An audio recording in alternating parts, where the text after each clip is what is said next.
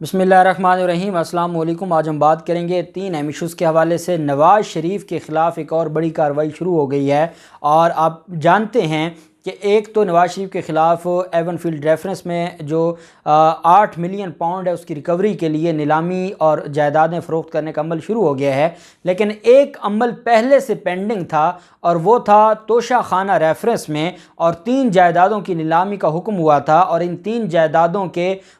جو یہ مطالبہ کرتے تھے کہ وہ ان جائیدادوں کے پر حق رکھتے ہیں، وہ گئے تھے احتساب عدالت نے ان کی درخواست خارج کر دی تھی، اور اس کے بعد وہ اسلام آباد ہائی کورٹ گئے تھے، وہاں سے خارج ہوئی تھی، اور پھر شیخو پورہ کی جائیداد نیلام ہوئی تھی، اور 2 جائیدادیں بچ گئی تھیں۔ ایک لاہور میں جو باغ تھا نواز شریف کا، اور ایک جو کمرشل اراضی تھی اپر مال لاہور، ان کی نیلامی کا جو عمل شروع ہوا تھا، اب اس پر ٹیمیں بنا دی گئی ہیں، اور یہ ٹیمیں اب کام کر رہی ہیں، اور اس ٹیم میں کون کون شامل ہے، اور یہ بولی کتنے کی لگی ہے، اور کتنے پیسوں میں نواز شریف کی جائیدادیں اور کتنی بڑی ریکوری ہونے جا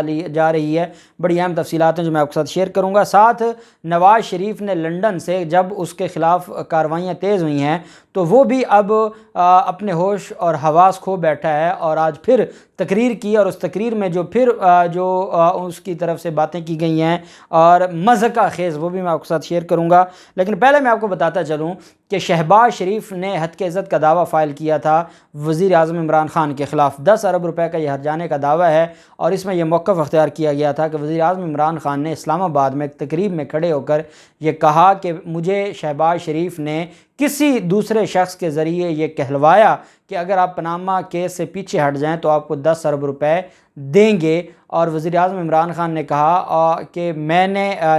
شہباز شریف کو کہا آپ 10 ارب تو کیا، مجھے جتنے بھی پیسے دے دیں مجھے کوئی فرق نہیں پڑتا، اور اس طرح آپ مجھے خرید نہیں سکتے۔ اس پر شہباز شریف نے ہتک عزت کا دعویٰ فائل کیا تھا، اور شہباز شریف نے کہا تھا کہ 10 ارب روپے کی میں نے کبھی بات نہیں کی، اور میرے خلاف جو ہے وہ غلط بات کی ہے، عمران خان نے جھوٹ بولا ہے اور میری ڈیفامیشن کی ہے۔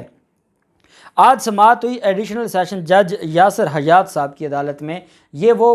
دعویٰ ہے جس میں 3.5 سال ہو گئے ہیں اس دعوے کو فائل کیے ہوئے، کیونکہ شہباز شریف صرف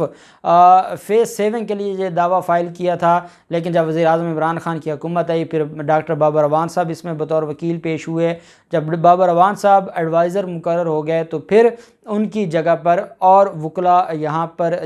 پیش ہوئے، اور انہوں نے اس کیس کو چلانا شروع کر دیا۔ ایک درخواست دی گئی تھی وزیر اعظم عمران خان کی طرف سے، اور یہ کہا گیا تھا کہ یہ قابل سماعت نہیں ہے، یہ جو دعویٰ ہے یہ قابل سماعت نہیں ہے، اور شہباز شریف کی طرف سے بہت زیادہ درخواستیں دی گئی تھیں، اور اس میں یہ بھی کہا گیا تھا کہ عمران خان کو سنے بغیر فیصلہ دیا جائے۔ اس میں یہ بھی کہا گیا تھا کہ عمران خان فلاں ڈاکومنٹ دے، فلاں بندے کے بارے میں انفارمیشن دے، وہ ساری کی ساری درخواستیں، اور عمران خان کی جو درخواست تھی آج عدالت نے نمٹا دی ہے، اور دونوں طرف سے جو وکلاء تھے اس بات پر جو رضامند ہو گئے ہیں کہ ٹھیک ہے، ہمیں کوئی اعتراض نہیں ہے، درخواستیں نمٹا کے اصل کیس کو چلایا جائے۔ عمران خان کی ٹیم نے یہ فیصلہ کیا ہے کہ اب ہم اس دعوے کو چلائیں گے اور میرٹ پہ خارج کروائیں گے، تاکہ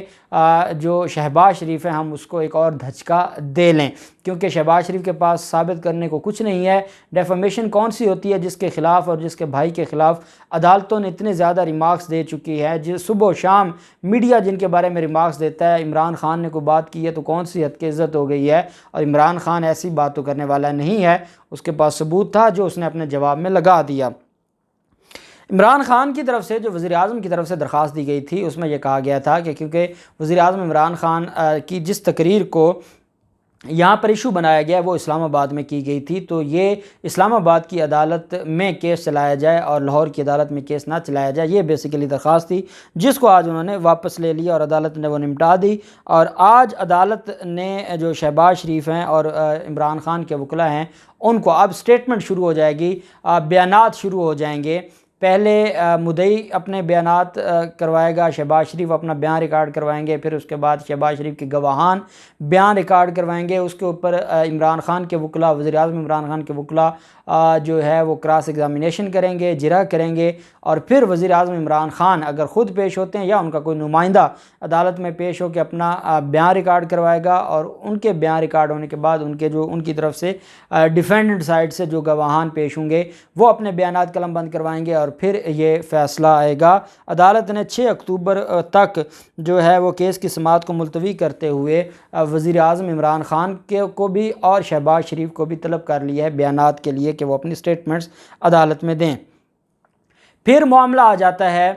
نواز شریف کی تقریر کا۔ نواز شریف کہتے ہیں جن کا کوئی کام نہیں وہ سیاست میں مداخلت کرتے ہیں۔ نواز شریف کہتے ہیں کہ جو حکومت کو بار بار معطل کیا گیا، مجھے ہائی جیکر بنا کر گرفتار کیا گیا، صبح کو میں وزیر اعظم تھا، رات کو میں ہائی جیکر تھا۔ نواز شریف اپنا رونا رو رہے ہیں مشرف والا کہ جو 1999 میں میرے ساتھ ہوا تھا وہ بتا رہے ہیں۔ مجھ پر غداری کا کیس بنایا تاکہ مجھے پھانسی دی جا سکے۔ وزیر اعظم کبھی پھانسی چڑھتے ہیں، کبھی جلا وطن ہوتے ہیں، کبھی ان کو گرفتار کر لیا جاتا ہے۔ یہ سلوک وہ کرتے ہیں جو اپنی آئینی حدود سے تجاوز کرتے ہیں۔ یہ کھیل ہمیشہ سے کھیلا جاتا رہا ہے۔ پہلے اس لیے میں اس کھیل پر راضی تھا کہ کیونکہ وہ کھیل مجھے فائدہ دیتا تھا، اسی کھیل کی وجہ سے میرے جیسا نالائق آدمی وزیر اعلیٰ بنا اور سیاستدان بنا اور ایک سیاسی جماعت بنائی۔ اسی کھیل کی وجہ سے جب میں پکڑا گیا تھا تو مجھے مشرف نے NRO دیا، کیونکہ یہ کھیل پہلے سے کھیلا جاتا رہا۔ وہ جب کھیل کھیلا جا رہا تھا اس وقت کیونکہ مجھے نواز شریف کو فائدہ تھا، میں اس کھیل میں کھلاڑی بنا رہا، کیونکہ میری اپنی اوقات تھی کوئی نہیں، تو میں ہمیشہ اپنے آپ کو بچانے کے لیے ان کو کھیلنے دیتا تھا۔ اب جب میرے خلاف کچھ ہوا ہے تو اب مجھے بڑی تکلیف شروع ہو گئی ہے، اور میں نے کہا ہے کہ جو انہوں نے 30 سال سے کیا ہے، جس میں سے 25 سال میرے حق میں کیا ہے اور 5 سال تقریباً ہو گئے ہیں جب ان کے حق میں نہیں ہو رہا اور نیوٹرل ہو گیا ہے، امپائر نیوٹرل ہو گیا ہے، تو اس کے بعد اب نواز شریف کو بڑی تکلیف ہے۔ آج بھی اگر قمر باجوہ صاحب یہ کہہ دیں کہ نواز شریف آ جائیں واپس، آپ کی سزا بھی ختم ہوتی ہے، آپ کو وزیر اعظم بناتے ہیں، آپ کی انقلابیت ادھر ہی رہ جائے گی اور آپ کی بیٹی مریم نواز کی انقلابیت بھی ختم ہو جائے گی، اور آپ دونوں جائیں گے اور آپ بوٹوں والوں کے پاؤں بھی پڑیں گے اور آپ اپنی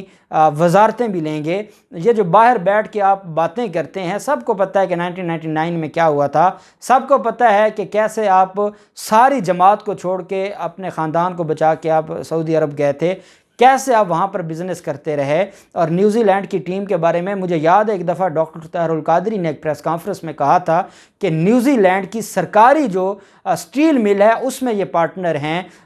نواز شریف اور شریف خاندان، تو ان کا کتنا قریبی تعلق ہے نیوزی لینڈ کے ساتھ وہ بھی ساری دنیا جانتی ہے۔ اور نیوزی لینڈ کے حوالے سے جو آج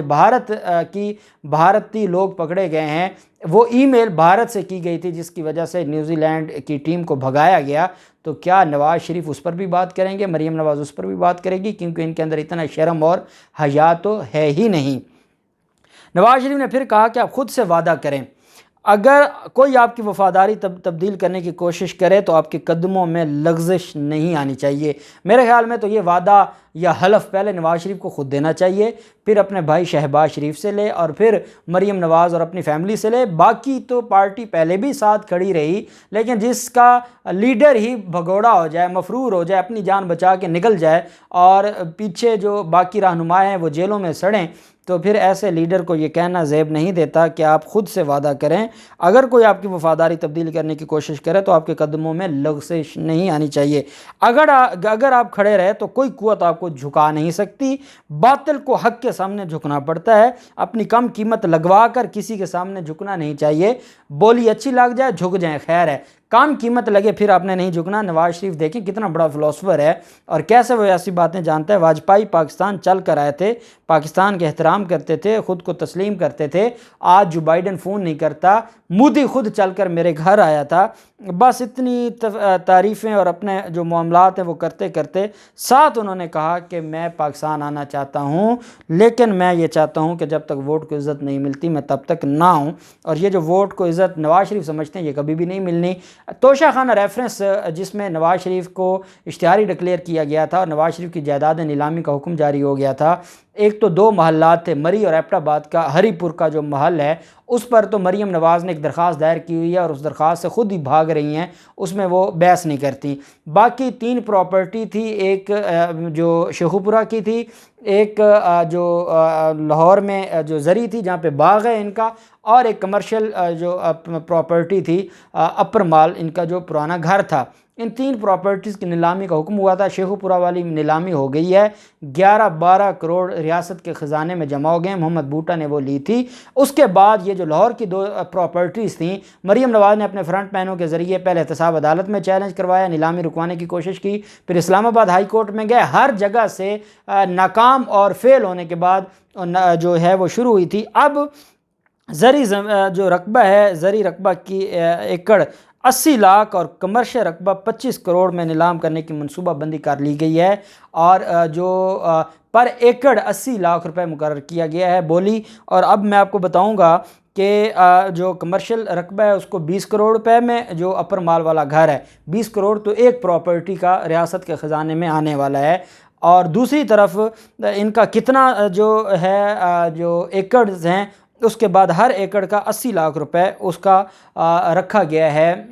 قیمت مقرر کی گئی ہے۔ نواز شریف کے نام کی کمرشل اور زرعی اراضی کا تخمینہ لگایا گیا ہے۔ ضلعی انتظامیہ کے شعبہ ریونیو کے مطابق موضع میاں میر میں 135 اپر مال پر 2 کنال 8 مرلہ پر مشتمل کمرشل پلاٹ کی نیلامی کی جائے گی۔ موضع مانگ کی 936 کنال 10 مرلہ زرعی اراضی کی نیلامی ہوگی۔ موضع بدو کی ثانی میں 269 کنال زرعی اراضی کی نیلامی ہوگی۔ نیب کورٹ کے حکم پر نیلامی کے لیے کمیٹی تشکیل دے دی گئی ہے۔ نیلامی سے متعلق ورکنگ مکمل کر لی گئی ہے۔ موضع مانگ اور موضع بدو کی ثانی میں ڈی سی ریٹ 80 لاکھ فی ایکڑ لگایا گیا ہے۔ ایل ڈی اے اور بلڈنگ ڈپارٹمنٹ سے زرعی اراضی اور کمرشل لینڈ کی ایویلیویشن کرنے کے لیے رابطہ کیا گیا ہے۔ اپر مال پر واقع کمرشل پلاٹ کی 20 کروڑ میں نیلامی کی منصوبہ بندی کی گئی ہے۔